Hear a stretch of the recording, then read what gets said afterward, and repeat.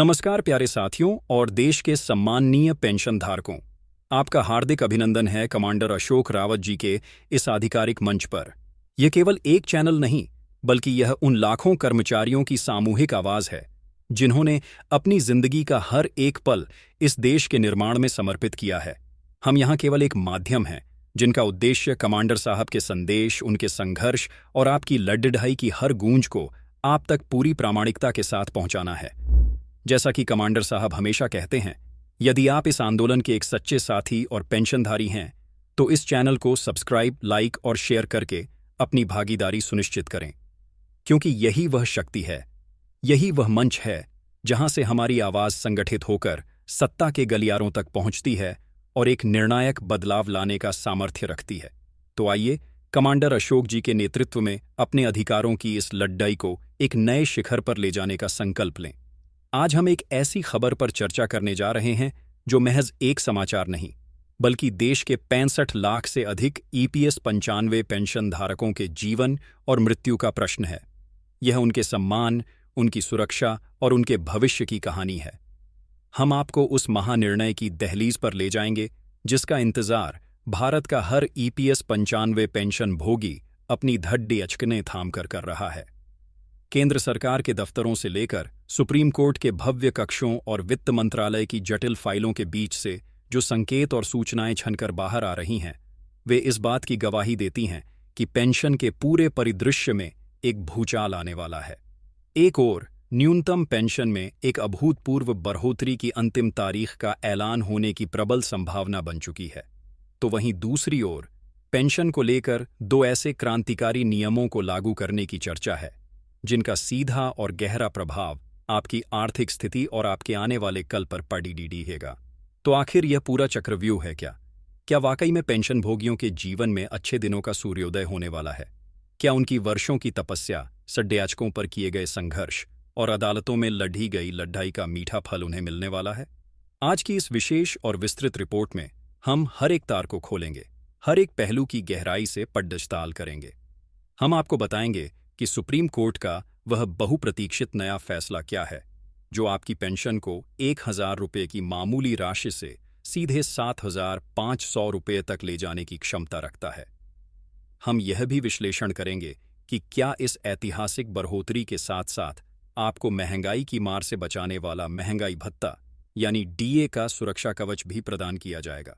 और सबसे महत्वपूर्ण, हम पुरानी पेंशन योजना यानी ओपीएस की बहाली को लेकर चल रही राष्ट्रव्यापी बहस की परतें उड़े दागकर उसकी असली सच्चाई आपके सामने रखेंगे। तो कहीं मत जाइए और हमारे साथ बने रहिए, क्योंकि अगले कुछ मिनट आपके मन में पेंशन को लेकर उठ रहे हर तूफान, हर शंका और हर सवाल को शांत करने वाले हैं। जी हां, आपने जो सुना वह अक्षरशः सत्य है।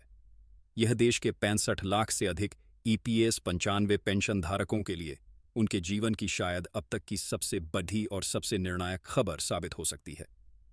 पिछले 7 से 8 वर्षों का लंबा और कठिन सफर, जिसमें उन्होंने विभिन्न मंचों पर, कड़कती धूप और सर्द रातों में सड़कों पर और न्याय की उम्मीद में अदालतों के चक्कर काटकर अपनी 4 सूत्रीय मांगों के लिए जो अथक संघर्ष किया है, उसकी आवाज अब संसद के सेंट्रल हॉल से लेकर सुप्रीम कोर्ट की सर्वोच्च पीठ तक गूंज रही है। उनकी मांगें किसी बड़े खजाने की चाह नहीं, बल्कि वे अत्यंत सीधी, स्पष्ट और मानवीय हैं। वे बस एक ऐसी जीवन जीने लायक पेंशन चाहते हैं जिससे वे अपने जीवन के अंतिम पड़ाव में यानी बुढ़ापे में किसी पर आश्रित न रहें और 2 वक्त की रोटी तथा दवा के लिए किसी के आगे हाथ न फैलाना पड़े। वे सम्मान के साथ अपना जीवन व्यतीत करने का मौलिक अधिकार मांग रहे हैं। उनकी मांगों के इस घोषणा पत्र में सबसे पहली और सबसे प्रमुख मांग है न्यूनतम पेंशन में सम्मानजनक बढ़ोतरी।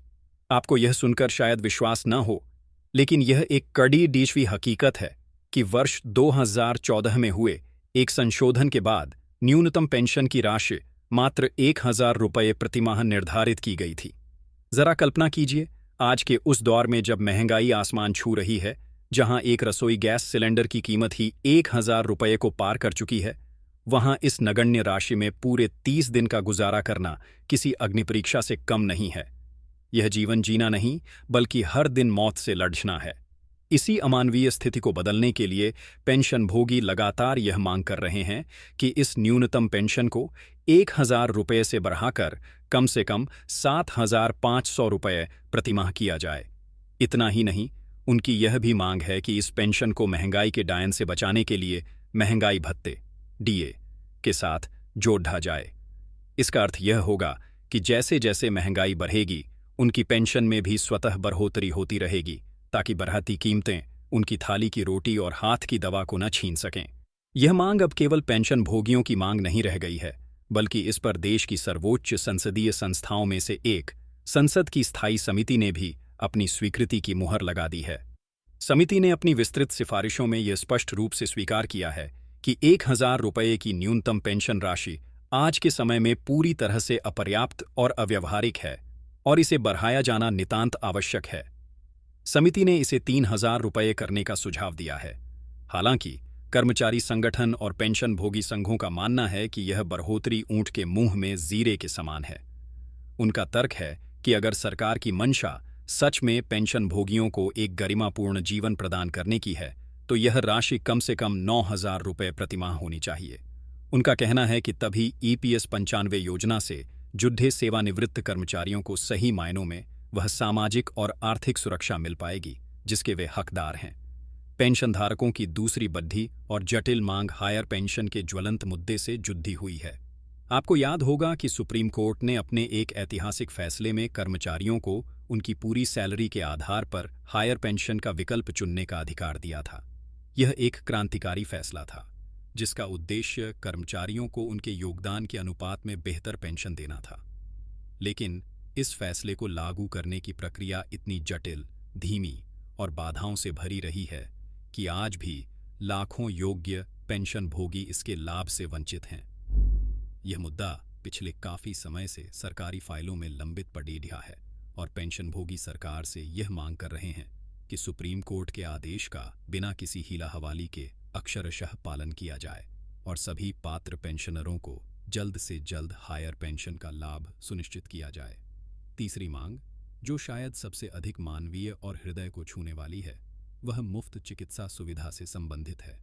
सेवानिवृत्ति के बाद जब आय का एकमात्र स्रोत सीमित पेंशन होता है, तब जीवन का सबसे बड़ा और अप्रत्याशित खर्च स्वास्थ्य सेवाओं पर होता है। बुढ़ापा अपने साथ कई बीमारियां लेकर आता है और आधुनिक चिकित्सा का खर्च उठाना अच्छों के लिए मुश्किल हो जाता है। इसी पीड़ा को समझते हुए पेंशनभोगियों ने यह मांग की है कि सभी EPS 95 पेंशनधारकों और उनके आश्रितों यानी पति या पत्नी को मुफ्त मेडिकल सुविधा का लाभ दिया जाए। इस मांग पर सरकार ने आंशिक रूप से ध्यान दिया है। सरकार ने एक योजना लागू की है जिसके तहत यदि आपकी आयु 70 वर्ष से अधिक है तो आपको आयुष्मान भारत योजना के अंतर्गत 5 लाख रुपए तक का मुफ्त इलाज मिल सकता है। यह निश्चित रूप से एक सराहनीय कदम है, लेकिन पेंशनभोगियों का कहना है कि यह सुविधा सभी EPS 95 पेंशनरों के लिए होनी चाहिए, चाहे उनकी उम्र कुछ भी हो। उनका तर्क सीधा है, बीमारी उम्र देखकर नहीं आती। चौथी और अंतिम प्रमुख मांग उन कर्मचारियों के अधिकारों से जुड़ी है जिनका मूल वेतन 15,000 रुपये से अधिक होने के कारण उन्हें इस योजना का पूर्ण लाभ नहीं मिल पा रहा है। पेंशनधारकों की मांग है कि वेतन की इस सीमा को या तो पूरी तरह से हटा दिया जाए या इसमें समय के अनुसार बढ़ोतरी की जाए, ताकि अधिक से अधिक कर्मचारी इस सामाजिक सुरक्षा योजना के दायरे में आ सकें। साथ ही यह भी मांग की गई है कि पेंशन की गणना कर्मचारी के अंतिम वेतन लास्ट ड्रॉन सैलरी के आधार पर की जाए, ताकि उन्हें उनके जीवन भर के योगदान का सही प्रतिफल मिल सके। अब सबसे बड़ा प्रश्न यह है कि इन सभी मांगों पर आखिर प्रगति क्या हो रही है। लोकसभा के पटल पर इन मांगों पर कई बार गर्मागर्म चर्चा हो चुकी है।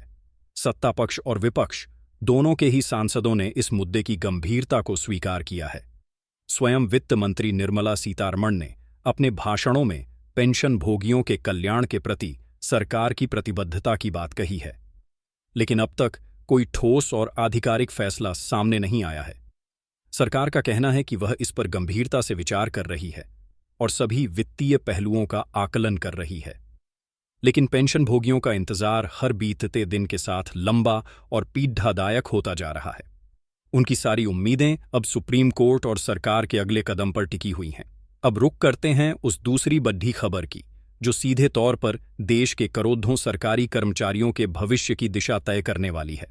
यह खबर है पुरानी पेंशन योजना ओपीएस बनाम नई पेंशन योजना एनपीएस के महासंग्राम की। देश के कई राज्यों में पुरानी पेंशन योजना की बहाली की मांग को लेकर कर्मचारी लगातार सीडीडीएचओ पर आंदोलन कर रहे हैं। आपको संक्षेप में बता दें कि पुरानी पेंशन योजना एक सुनिश्चित लाभ वाली योजना थी, जिसमें कर्मचारी को सेवानिवृत्ति के समय उसके अंतिम मूल वेतन का 50% हिस्सा पेंशन के रूप में मिलने की गारंटी थी। साथ ही उस पर महंगाई भत्ता भी मिलता था। इसके विपरीत वर्ष 2004 के बाद भर्ती हुए कर्मचारियों के लिए लागू की गई नई पेंशन योजना एनपीएस शेयर बाजार पर आधारित एक अंशदान योजना है।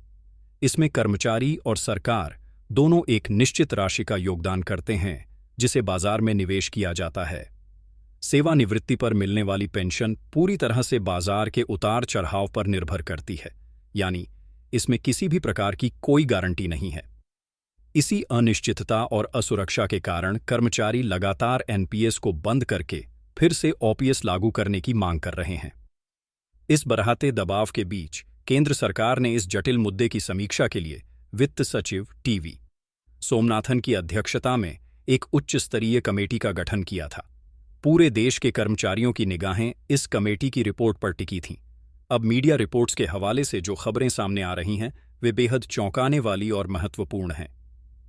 टीवी सोमनाथन कमेटी ने एनपीएस में कुछ बड़े संशोधनों का सुझाव तो दिया है, लेकिन साथ ही पुरानी पेंशन योजना को फिर से बहाल करने की संभावना को पूरी तरह से खारिज कर दिया है।